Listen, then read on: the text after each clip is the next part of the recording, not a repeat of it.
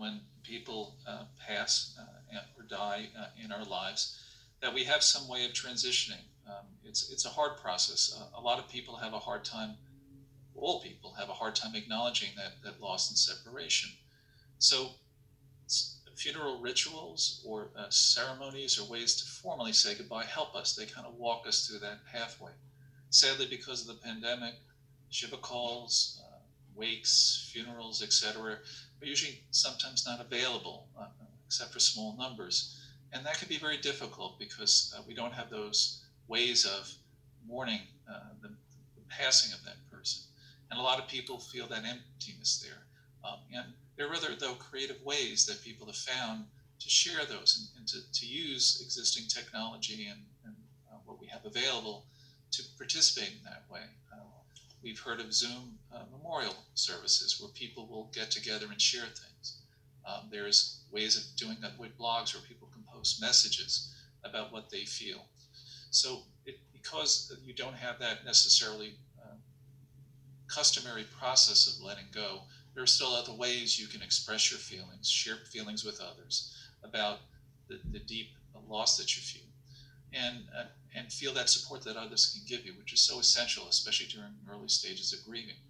Over time, then, as more and more social contact becomes available, then you can still stage memorial and commemorative activities. They're just going to be delayed, and that can be very frustrating. But there's no reason you can't have support in the early phases of where we are in this endemic by using social media, by having other forms of contact, or by creative expression yourself to help you deal with some of your feelings. And I would just add, in certain religions, for example, it's customary to wait a year to have an unveiling and to bring family back together again. So the only thing that I would add is that the question asked about closure, and I think there's been lots of discussion of closure. And in reality, when you experience the death of someone very close to you, that's really a lifelong process of adjusting to it.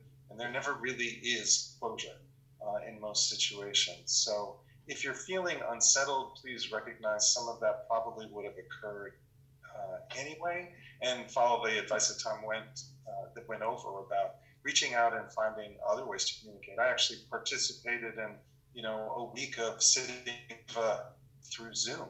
It's not the way normally it's done, but there are ways to communicate and connect.